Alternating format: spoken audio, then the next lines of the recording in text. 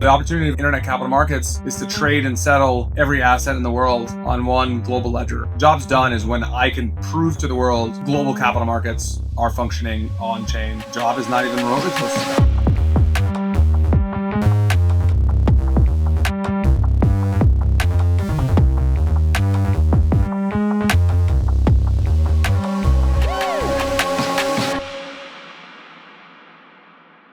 All right. Hello, everybody. Welcome to another episode of Accelerate. Today, I have with me the man himself, Kyle Samani from Multicoin and now Forward.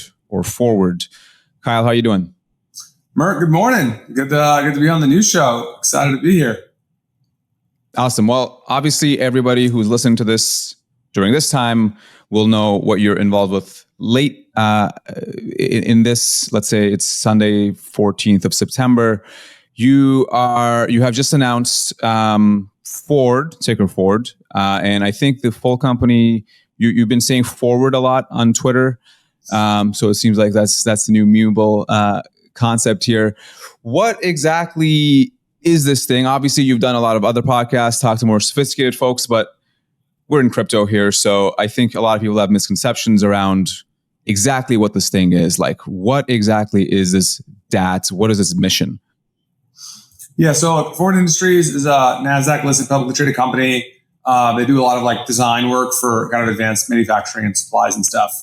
We had a chance to meet with the management team a little while ago, and they kind of recognized the opportunity to basically add on a new line of business, which is the Solana Treasury strategy.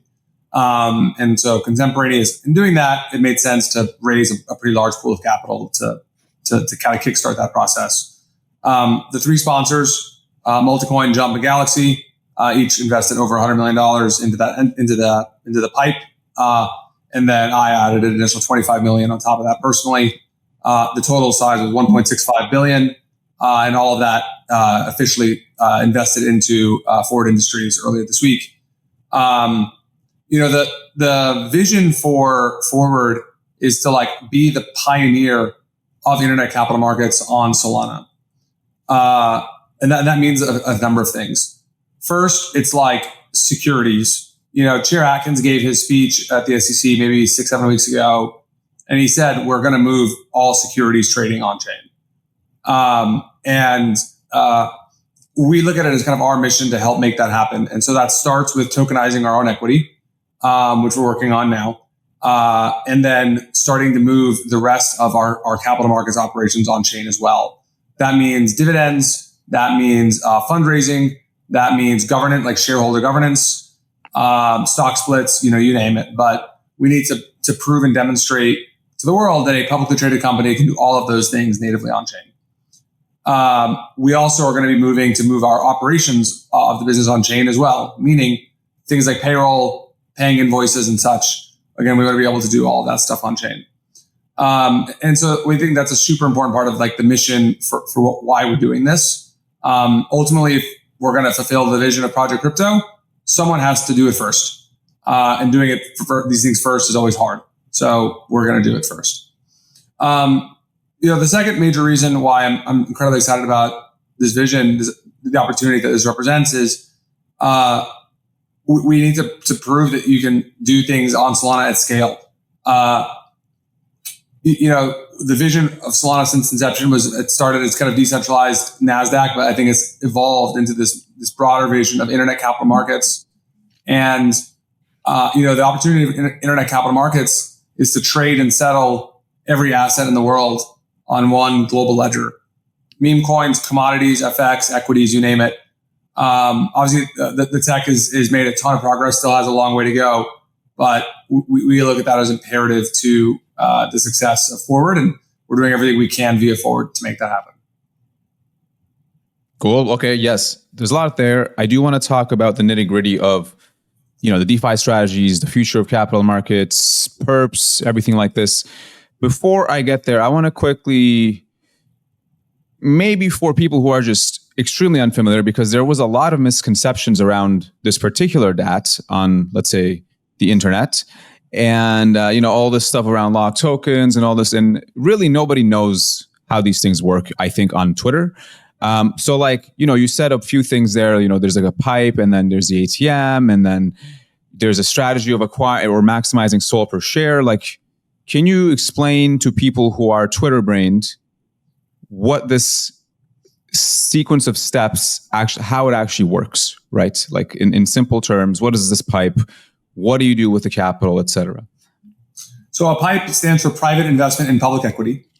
And so that 1.65 billion that we announced earlier this week is like that money is now with the company, and the company can do whatever it wants with that money.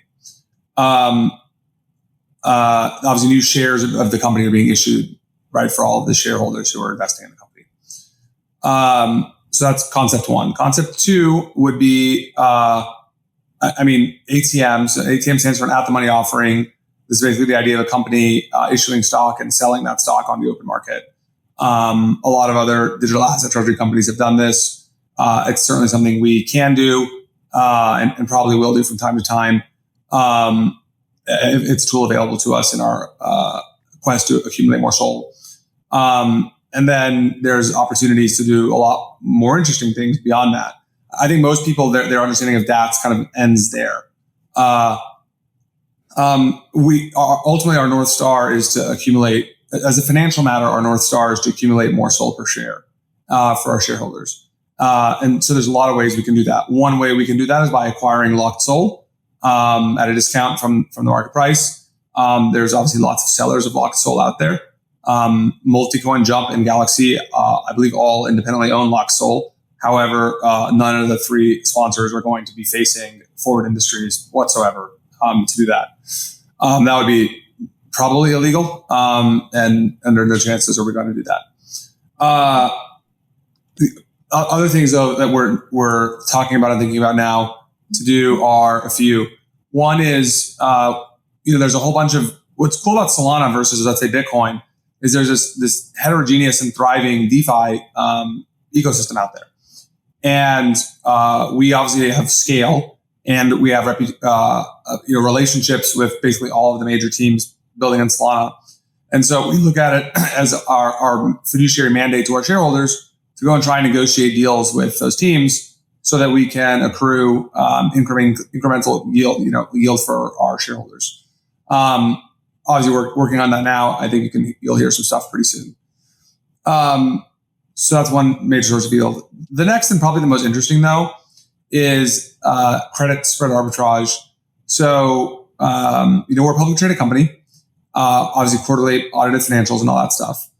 And banks like doing business with publicly traded companies. And so, we're calling all the banks now and working to get loans, hopefully at kind of Fed window rates. We're hoping at 4 to 5% range. Fingers crossed we can get that done. And then our intent with that use of proceeds is not to lever up. Our intent is rather to deploy those dollars into dollar-denominated DeFi on Solana. And on Solana today, you can earn, in some cases, probably north of 20%. But let's just say, for simplicity, it's 12 to 15. And obviously, there's a nice spread there we can earn. And that we can then use that profits to either buy more SOL, or we can do some interesting things. For example, we can issue perpetual preferreds, much as Sailor has done with Strategy. And then we can use the proceeds from that credit spread arbitrage to pay the coupon on the perpetual preferreds. So it's a very actually sustainable way to run. It's just objectively a better way to run the strategy that Sailor pioneered. Because we can use the cash flows that the balance sheet organically produces to make those coupon payments. Right. And so the dichotomy here is obviously Sailor pioneered that concept. However, Bitcoin, the asset or the blockchain, let's say, is quite different than SOL, where you can actually put it to productive use. And so when you have DeFi, and what are some other, so you mentioned, and I think you mentioned this in the second point of the multi-coin blog post, where you arbitrage the spread and the cost of capital between what the banks can offer and what DeFi can offer. What are some other, is that the main one that you're going to really focus on, or do you have plans to do other Obviously, you're going to stake. Obviously, you're going to do the basics. But like, what are some other things that one could do on chain with this much capital? Yeah, I mean, look, obviously we're going to be doing stuff with LSTs. Obviously we'll be staking. And then we'll be deploying both SOL and dollars into on-chain protocols. Our general view of the world is like start simpler and get more complex over time. I don't think we're trying to like do call overriding as an example today, or like trading interest rates on staking rates and stuff like that. I think probably over time we probably do get there, but we're not there today. Today it's maximize SOL per share in the very near term. Don't be too cute with it, and leverage our knowledge and relationships to maximize SOL per share. Right. Okay. And so there's a few different ways to take this. One of the things I'm curious about, so you have raised this capital and you plan to deploy it in DeFi. Before we move to the internet capital markets piece, there is also one of the things that people were worried about was kind of this, everybody's starting a DAT now, so what is like the ratio of supply to demand, right? At first, Sailor perhaps succeeded because there was just nobody else doing it. Now there's a lot of folks doing it. That being said, you guys are obviously most credible on Solana today. So how do you think about how these things end up looking in a year as more and more incumbents come in? Like, what sets one apart from the others? I mean, look, I think the answer, so generically the answer to your question is just team. And then like, well, obviously what the team does. This is a permanent capital vehicle. And so the allocation decisions that the team makes as an investment mandate are what's going to drive long-term outperformance. As a more tactical matter, I think it's extremely unlikely that the subscale DATs persist. And that's both true, I think, for Solana DATs and non-Solana DATs. I think it's quite unlikely that the market's going to sustain 12 Solana DATs 12 months from now. I think the much more likely scenario is you see consolidation of the DATs, roll-ups. And actually, when you just have entities that are publicly traded that are just really balance sheet and then some MNAV on balance sheet, doing that M&A is actually fairly straightforward versus like combining operating businesses together. And so I think you'll see a lot of that. I think the case to be made that there will be multiple Solana DATs, let's say 24 or 36 months from now, is probably primarily a function of regional focus. It does make sense that one of the things, again, these DATs do is like they can engage in their local regulated jurisdictions. Forward is a US-based company. Obviously, the team is a bunch of Americans. Obviously, I'm very plugged in DC and working with the SEC on a bunch of stuff. I'll be in actually DC this week at an event with Speaker Johnson and a number of other things. I have zero relationships in Europe. Like at the regulatory level, I have zero relationships in the Middle East. I have zero relationships in Asia, right, for all that stuff. So it makes sense that you could have a number of these entities in different, major jurisdictions that are kind of like the interface between, between the Solana ecosystem and those regulated jurisdictions. That's probably the case for 3 or 4 persisting in the long run. I don't think that's guaranteed by any means, but certainly is a reasonable view to hold. We certainly are expecting to do a lot of M&A, and that M&A will include both Solana DATs and non-Solana DATs. I also think it's going to be very hard for the subscale DATs to persist. Like look at an app, a Sui DAT, an Avalanche DAT. Those assets themselves don't really have scale. They don't really have thriving DeFi. They're not going to have ETFs, at least not in the foreseeable future. I think it's going to be hard for public market investors to sustain those vehicles. Okay, we can cut this part out, but you said that part where you can buy non-sol DATs. Like, do you mean basically buy, let's say, a sweet DAT and then just swap all of it for a sol in the back end? Yes, that's correct. You don't have to cut that. I mean, this is inevitable. Like, it's like a game of like when you play Worm and then you keep eating things and you keep getting bigger. The term I use is apex predator. That is okay. Cool. That sounds fun. Should be some nice. This is the beauty of capitalism. Yes. Okay. Well, I think that's all we need on the DAT detail stuff. There are things I'm personally interested in here, which is, so Multicoin and yourself are obviously known as being extremely early in Sol. I think really the earliest by far, other than Toli. And you guys have obviously made quite a bit of money, and you've also invested in the ecosystem, such that, I think it's been, 7 years now or something, coming close to that. But now you just said, well, I'm going to put 25 of my own money here, and then I'm going to do this long-term vehicle. So supposedly, or presumably, you definitely think there's much more of a future upside remaining, much more interesting things to come. What gives you this conviction, right? Because most people would probably at this point be like, okay, we've done this for 6-7 years. We're well off. But you're like, no, I'm actually going to double down. What gives you that conviction? Like, what is driving you to do this? Yeah, I think it's a few things, but the most important is like, job's not done. Multicoin is going to turn 8 years old on October 1st, so here in a couple weeks. And job is not even remotely close to done. I'm generally an optimist, and I was, if you'd asked me 8 years ago, would crypto have more thoroughly integrated with traditional finance, I would have said yes. So I tend to be a little optimistic about these things. But look, the career story of my life is going to be making crypto, a fully global, legit thing that powers all of global finance. Job's not done.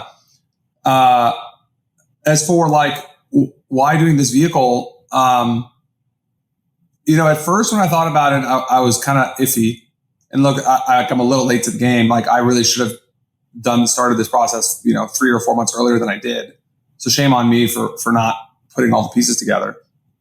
But as I started to think about it more, I started to realize how interesting this vehicle really is. As I mentioned a few minutes ago, we have the ability to be the most natively on-chain publicly traded company in the world. And that's important. Someone has to do that. And I have agency and job's not done. So we're going to go get it done. Then I started to realize, hey, I can use my balance sheet as a publicly traded entity in interesting ways, like the credit spread arbitrage stuff. Then I started thinking about the capital structure of Strategy, and I realized, wait a minute, the Solana DeFi ecosystem actually supports what Saylor pioneered even better. Then I realized, wait a minute, there's going to be 35 DATs or whatever. There's going to be M&A. And so you start to kind of put all the pieces together, and you realize, wait a second, this is actually a very lucrative opportunity financially. I can, given Multicoin's hedge fund structure, I can do so in a way that's very accretive for my LPs. And then as now chairman of Forward, I can also do this in a way that's super accretive to our shareholders. And I can unlock access to the Solana ecosystem for a new class of investors who, either as a matter of preference or as a matter of law or regulation can only own public securities. And so you got to put all the pieces together, and you actually realize this is an incredibly interesting opportunity. And so that's why I'm swinging super hard. The Jumping Galaxy guys didn't ask me to invest personally on top of Multicoin. I just said, this is awesome. I'm going to go knock it out of the park. And if I'm going to go knock it out of the park, I need maximum skin in the game. Right. Okay. Cool. I'm convinced. Well, okay. So then, when you say job's not finished, what are you tracking to measure the progress of this job? Let's say, are you looking at revenue? Are you looking at some hybrid metric between TradFi and crypto? Is it more of a subjective thing? Like, how are you measuring the progress of crypto here? Yeah, I don't have like a single, like a number. I look at it on a dashboard every morning. The way I think about it is like, I would say job is done when we have a substantial majority of US capital markets functioning on permissionless blockchains. I think other jurisdictions will probably lag. But it is my assumption that if the US does it first, then kind of everyone else will follow in due time. And the reality is my ability to affect change in non-US jurisdictions is extremely, extremely low. And so it's probably not a good use of my energy to try and do that anyways. But yeah, my kind of job's done is when I can prove to the world global capital markets are functioning on chain across, all asset classes. So we keep mentioning this word capital markets, internet capital markets. A lot of people on Twitter have a different view of this word or the set of words based on who's saying it. And it's become sort of a meme. So, what exactly do you mean by internet capital markets? Look, I think in the broadest sense, it means a few things. First, you have a single global ledger. Second, it has to be permissionless and programmable. Third, it has to be secured by cryptography. And what that means then is that anyone, anywhere, with just a phone and an internet connection can trade any asset at any time from any software interface. So that is like, it's kind of a technical matter, what it means to me. As a more practical matter, what I think most people would probably think of it as is trading all assets on chain. Commodities, FX, equities, meme coins, creator coins, NFTs, whatever you got. And you get all of the benefits that come from trading on chain, meaning 24/7, permissionless access, all that stuff. And then a kind of a secondary effect of the permissionless access thing, which I think is really awesome, is, for the entire history, let's say of the last 30 to 40 years of the internet, if you wanted to trade an asset, you would go to E-Trade or Schwab or, whatever you had, or, today it would be Robinhood or Coinbase or Phantom, or Backpack or Soulflare or whatever.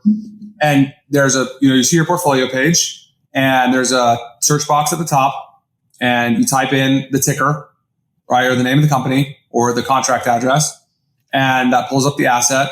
And then, you see a price chart for the asset and a buy and a sell button.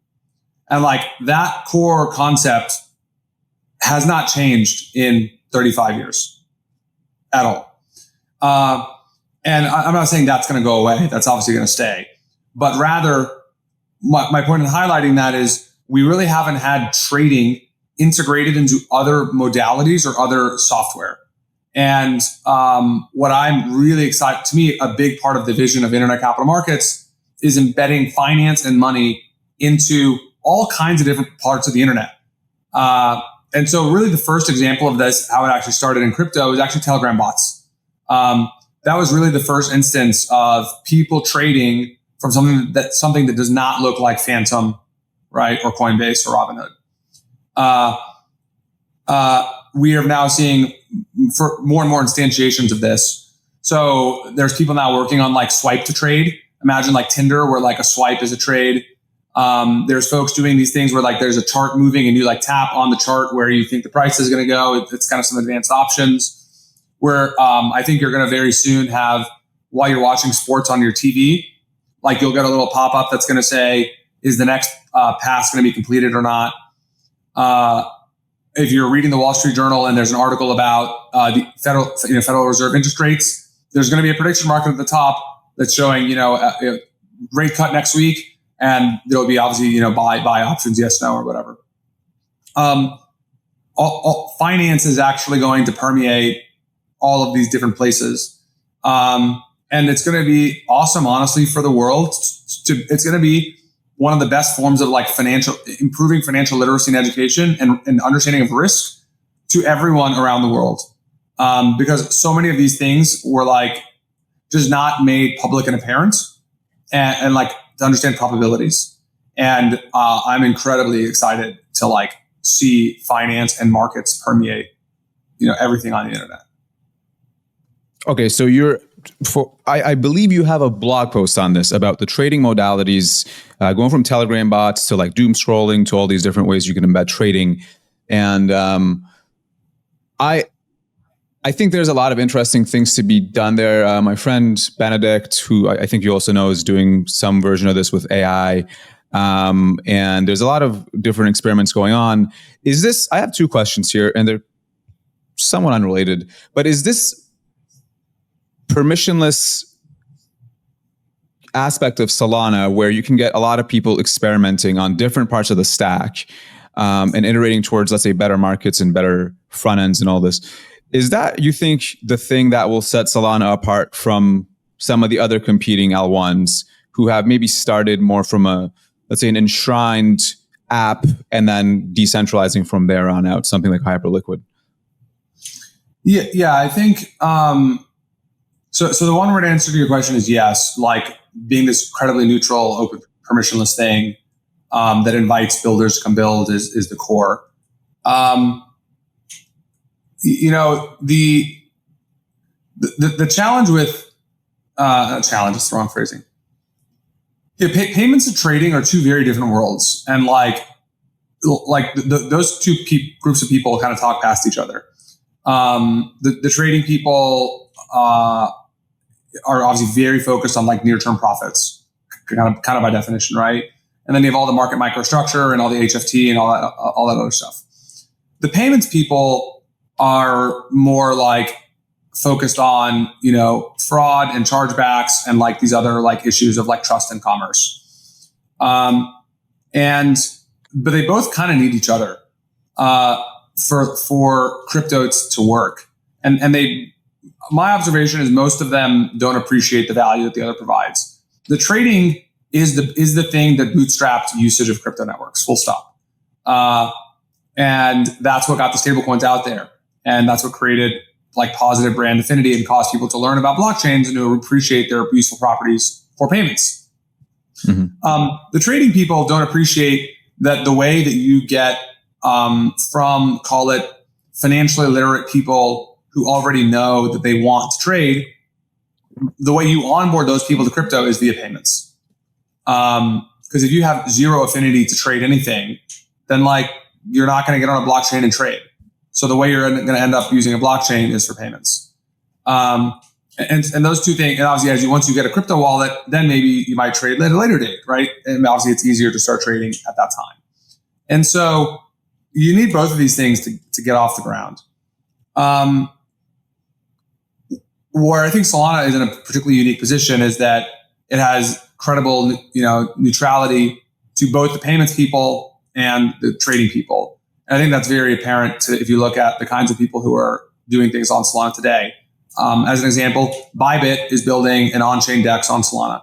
Obviously, you've got teams like Drift and Jupiter and all these other groups building perps. You've got, at this point, a dozen prop AMMs and a handful of aggregators, right? Like there's clearly open market competition happening for all that side of the world. You now have Bullish starting to do their like on-chain settlement and prime operation movements natively on Solana. I think you're going to start to see other major trading desks and firms start to like move back office operations natively on Solana. On the payment side, you've got folks like Visa settling payments between banks on Solana, USDC, SPL. You've got Stripe is accepting payments on Solana. WorldPay and Fiserv have both recently announced they're doing awesome stuff with Solana. It hasn't really shown up yet, but I'm expecting that stuff to roll out fairly soon. And so my point is that like you need kind of all of these things to come together to make to really maximize the chance to get Solana to 5 billion people. And I think Solana is by far in the best position of all of the major L1s and L2s to do that. I think most observers don't really appreciate the hard work that is happening on both the trading side and the payment side to bring this all together. What Hyperliquid is doing, to me, it signals that they don't have the same vision for the future of the world as Solana. Obviously, they're traders. It's already called Hyperliquid. Like, it's very clear to these guys what they're trying to do, and they don't seem to care about the payment side. And I think that's fairly short-sighted. But look, like they're to their credit, they're focused and they know what they're focused on. I think this whole thing that they just had this last week of enshrining USDH, to me, was without question the largest strategic mistake they have made since they started, I guess, 2.5 years ago. They just explicitly gave the middle finger to Paxos and PayPal and Venmo. And they just implicitly gave the middle finger to every payments company around the world. Why would Stripe want to work with them? Why would Adyen want to work with them? Why would Visa want to work with them? Why would Fiserv, WorldPay, any of the merchant aggregators, Square? They have just told everybody in the world, we are playing favorites. Our internal cabal of people are not interested in supporting open permissionless competition, on this platform. So, I think it was look, are they incrementally bringing more value to hype token holders in the near term? Probably. I think they totally just shot themselves in the foot as it pertains to long-term growth. Spicy. Okay. Well, okay. I have a few. I'm going to challenge you here. Just obviously, I'm a Solana bull, but let's do it for the sake of sport. If they are focused on trading, why would it be a strategic mistake to focus more on trading and not on payments, right? Because the counter is that the payments people will just go where the money is, where the markets are, and a big perp stack is obviously going to be prime spot for that, right? And so, and then there's also the other, and here's the thing that perhaps concerns me a little bit, which is that we used to say that, he who chases two rabbits catches neither. However, now we have these very focused chains. Obviously, Hyperliquid is one success case, but then now you kind of pointed out, but there's also the payments chains coming, specifically Tempo. And Solana is now maybe in this, it's not exactly correct to call it, it's like Ethereum, where it's chasing too many different things. It's still focused on, decentralized NASDAQ and IBRL and all this stuff. And it is more unified instead of being fragmented due to technological challenges. But the focus is more split than it was before. So how do you reconcile those things? It's really a risk, and one I think about. A few thoughts. So one, Hyperliquid has scale in trading volume, not in total users. Daily users on Hyperliquid is like 20, 30, 40,000. I mean, it's a very small number of people. Now, those people are very loud on Twitter, and they trade with size, but the absolute number of people is actually very small. And again, payments companies don't care about 30,000 users like that. They care about scale. Solana today is well north of 1 million. I think most days Solana has a few million active addresses. So you got a couple of orders of magnitude of delta of just like people doing stuff on the chain. Second, as a technical matter, supporting payments, I don't think is difficult. The things a payments chain needs from the L1 are very limited. You've seen, if you read the technical docs of Plasma, Stable, Pay, Tempo hasn't published their docs yet, but I have a pretty good sense of what goes in there. All of it's available on Solana today. And so I just there's no technical problem there. Now there's a challenge on go-to-market focus and engaging with those global payments companies around the world, the Adyens, the Fiservs, the WorldPays, the Visas, etc. And look, Solana, I think, is actually, without question, in the best position of all of those, because they've been investing that time in that effort for years at this point. And you're starting to see that show up, just now. And the fact that all of those companies I just mentioned compete with one another in some capacity, and they're also choosing to work with Solana, which kind of further reinforces the credible neutrality argument that I made earlier. So I feel pretty good that they're well positioned on that side. The trading side is technically much, much more difficult. HFT, market microstructure, transaction landing, transaction ordering, all that stuff is obviously super difficult. And Solana's not there yet. But I think they have a pretty clear path to get there. Mert, you and obviously I worked on a blog post to this effect we published a couple months ago. And all the pieces are coming together very, very quickly. I feel very, very good that the trading experience on Solana will rival Hyperliquid in the very near future. I would agree in terms of the technical side of this. And so, okay, I want to dive into a more contentious topic, which is going to be MEV MEV.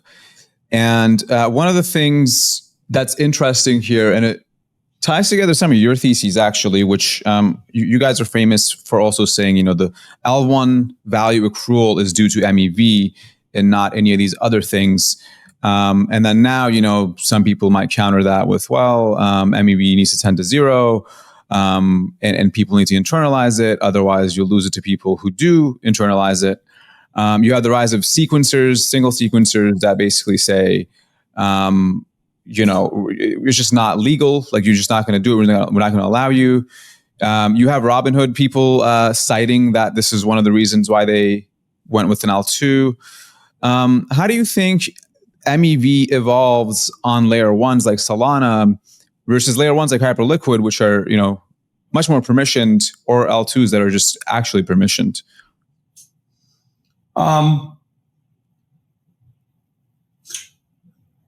The story of DeFi is we're recreating all of the we are rediscovering all of the intricacies of finance and making all of the mistakes of finance over the last 100 years on a super accelerated timescale. You can see this in leverage games. You can see this in even things like Luna. You see this now with MEV. And the parallels, you can draw parallels between all of these modern crypto things and something in the history of finance in the last 100 years.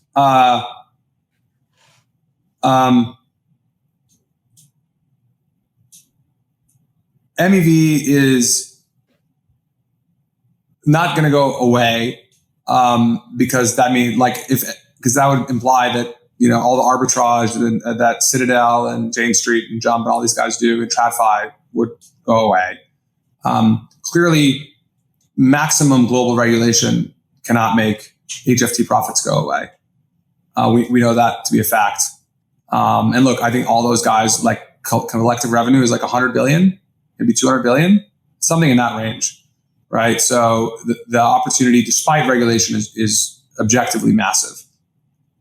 And look, crypto DeFi stuff is 5 years old, plus or minus 6 years old. And so I just think it's a very short-sighted view.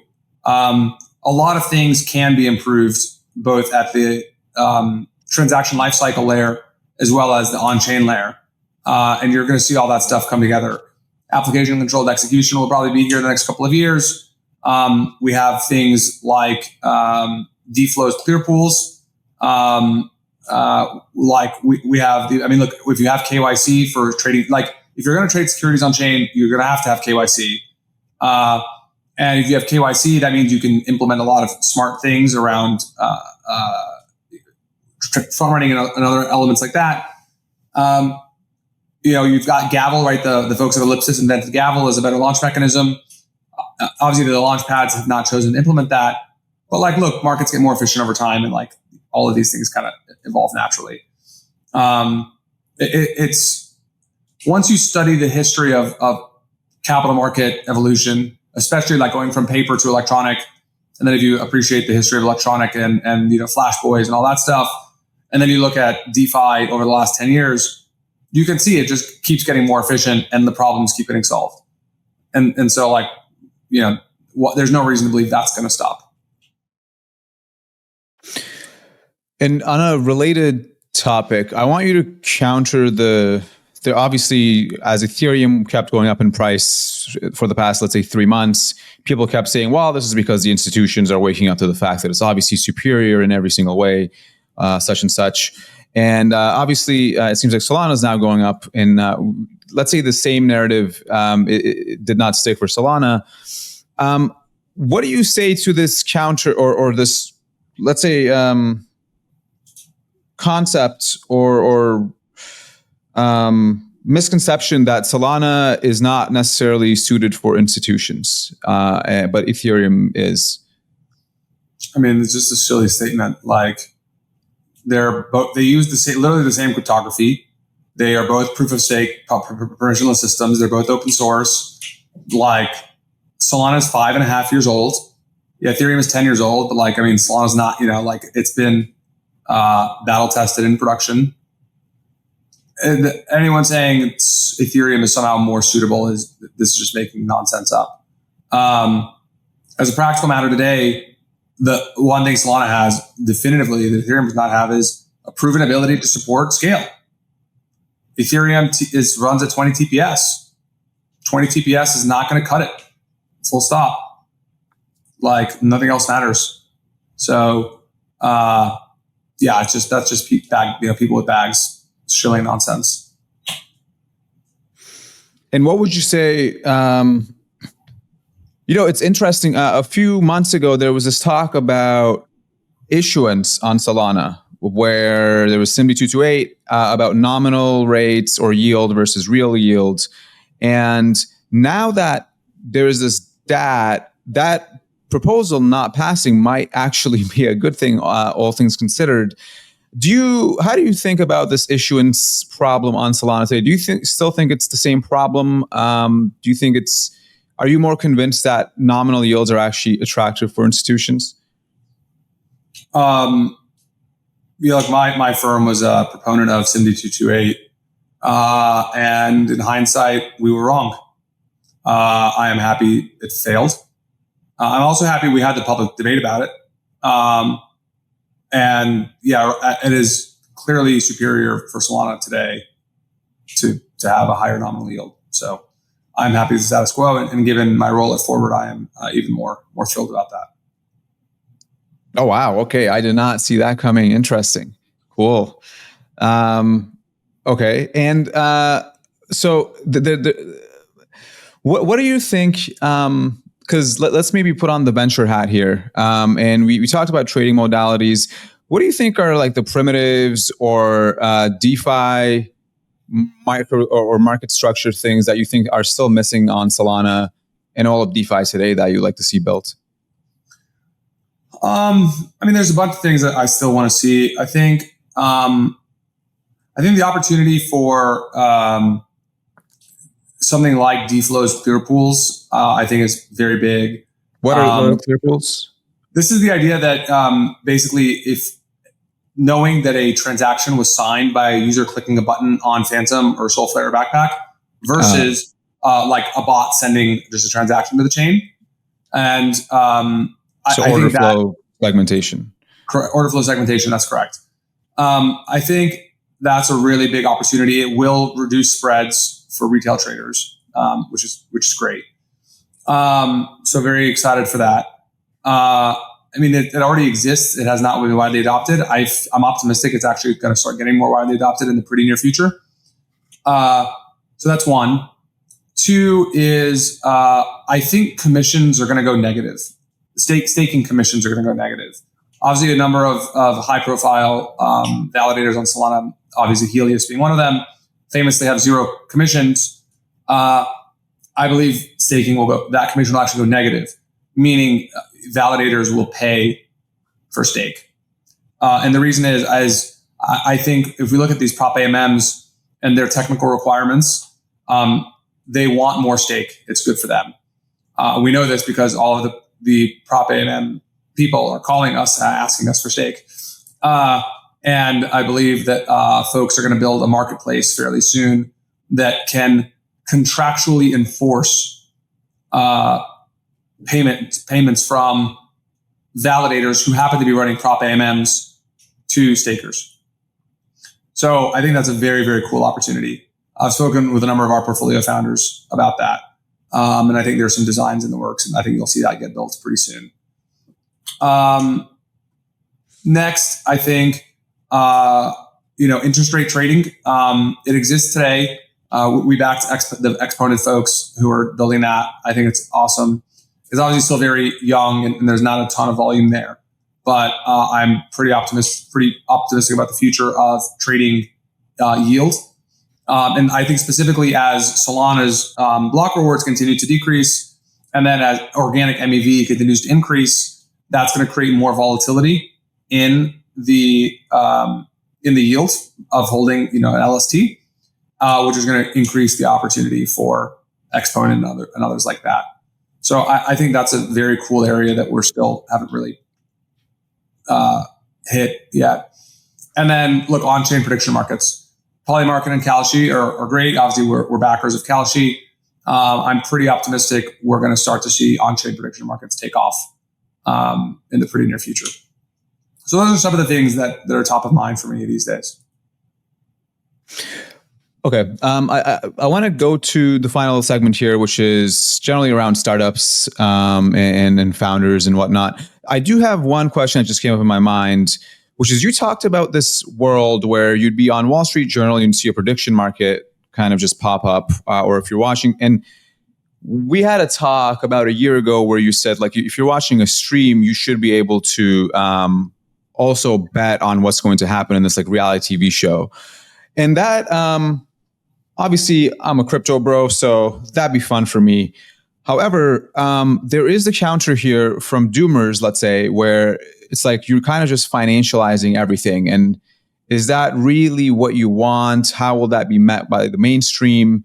What do you think about as trading in finance and social media and all these things become more embedded and more composable with each other?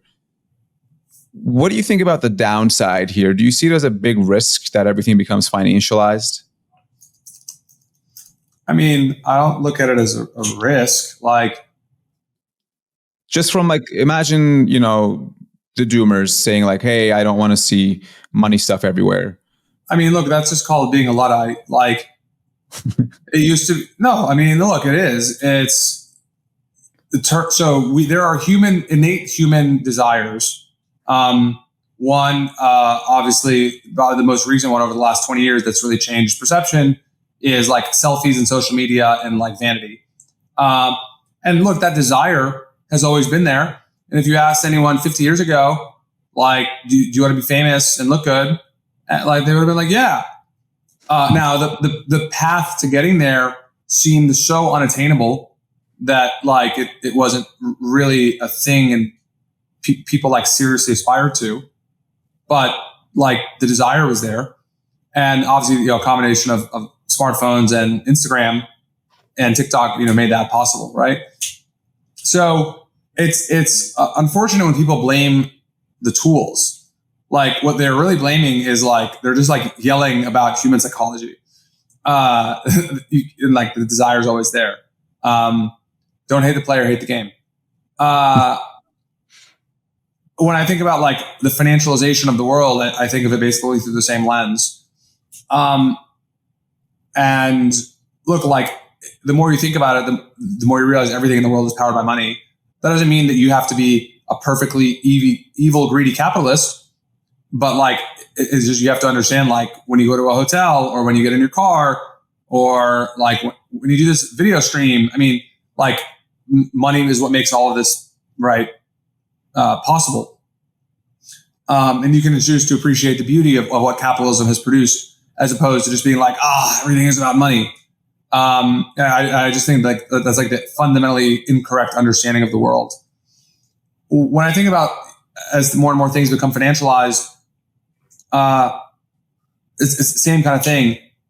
And look, I think you'll have the options to like opt out. I mean, if you're trying to watch sports and you don't want the thing to pop over and say, do you want to bet on the next play? I'm sure there's going to be a setting that you can turn that off, right?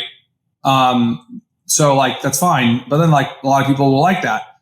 I think if you're reading the Wall Street Journal, it actually, and you care about interest rates, it's better to have the prediction market on there.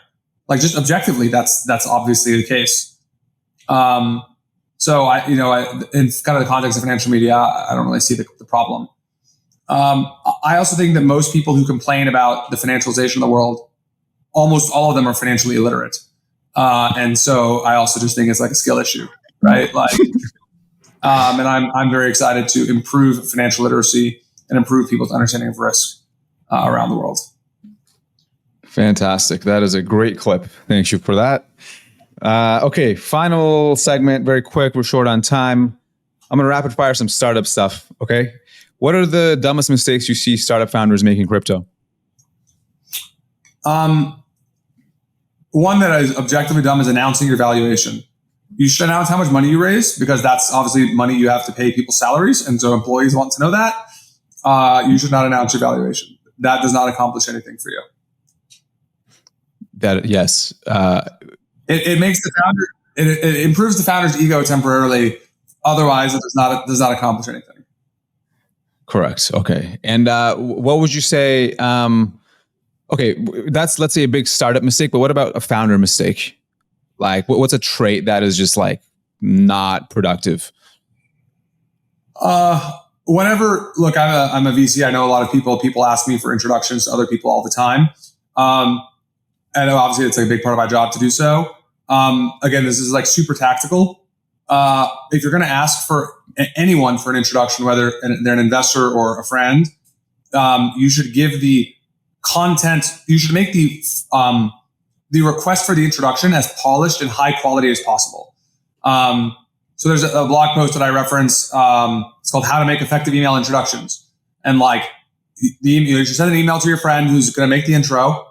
And that email should get in the body in 2 to 3 sentences, should include, who you are and why you're requesting the intro, and maybe include a link to some other like ancillary information if that's relevant, and make it as easy as possible for the person who's making the introduction to then forward that email on and make the introduction. And then you, when the guy reads it, the request for the introduction, should obviously see something as polished as possible coming from the person making the request. Asking for things, like founders should ask for things and they should ask for intros aggressively, especially from their investors. But you need to do so in a very polished, thoughtful way, as opposed to, "Hey, Kyle, can you introduce me to this guy?" And I'm like, "Well, yes, I can, but like, you need to give me something." Yes, that I'm afraid that's never going to be fixed. But for seed investing, I have shamed many of my founders into this. Yeah, well, I mean, if you already have investment from Multicoin, then you're fine. But anyway, for seed investing, which one is most important, market, founder, or product? Market. And why? I mean, because some people will say, well, we invest in founders because we don't necessarily know what they're going to do and how the markets will evolve, and so I think investors who say they invest in founders because they don't know what the market's going they may pivot. I think that's explicitly like you're just not doing your job. Your job as an investor is to invest in markets and to understand markets. And yes, your assessment of the market may be incorrect and like they may go in a different direction. And to the extent that, and you have to, that is a non-zero probability. Obviously, the better the quality of the founder, presumably the better they'll do in that case in which, market idea number 1 doesn't work. But like, you're not underwriting that market idea number 1 fails and they're going to go do idea number 2 or 3 or 4. You're underwriting the thing they tell you they're going to do. And so like, you need to underwrite the thing. This is not okay. Yes. Okay. Final question. What are 3 learnable skills that every founder should have? 3 learnable skills every founder should have. I think the most universal way I assess founders and just people generally is communication skills. can you communicate the right information to the right person with the right context effectively and quickly? What you communicate to me as a VC should be different than what you communicate to a guy you're trying to recruit, which should be different than how you communicate with an employee, as an example. And the ability to understand the context that people have and to adjust your communication in real time, I think is the easiest tool I use to assess IQ and skill. And so I would encourage founders to think about their communication skills and to really think about when you're talking to people, what does this person already know? And am I telling them duplicative information, or am I not providing enough context so that they can follow along? Okay, I lied. That was you asked for 3, but I'm going to stick with 1. Yeah, okay. Well, I did lie, so that's good. Okay, the actual final question is: you're obviously you're a legendary investor. Okay, let's say, especially in crypto. What is one tactical piece of advice you'd give for investing? Not financial advice, just meta level. Oh, for investing? Tactical, yes. There's a few sources of alpha in the world. One is like knowledge, getting access to information that's not readily available. 2 is an ability to make assessments. So I'm just going to call it like IQ for lack of a better word. 3 is managing your own psychology. Obviously, if you're trading, that's particularly important. And then 4 is time horizon. And of those 4 sources of alpha, the only one that you can be guaranteed to get, if you so choose, is the 4th, time horizon. The other 3, you have no guarantee that you will get or do. But if you are just objectively patient, you will get number 4. And I think people underappreciate that fact. Right. Yeah, you do have that saying, all disagreements within multi-coin are differing time horizons or a matter of different time horizons. I mean, I would actually, I have reconceptualized my entire life that almost every disagreement I have with anybody, whether it's my fiance or my parents, my friends, or my colleagues, is just a function of differing time horizons. I certainly have come to view the world that way. And it's a very bizarre way to view the world. Yes. Yeah, I can definitely plus one on the fiance side on, anyway. All right, cool. Well, Kyle, thank you very much. Mert, pleasure to be here.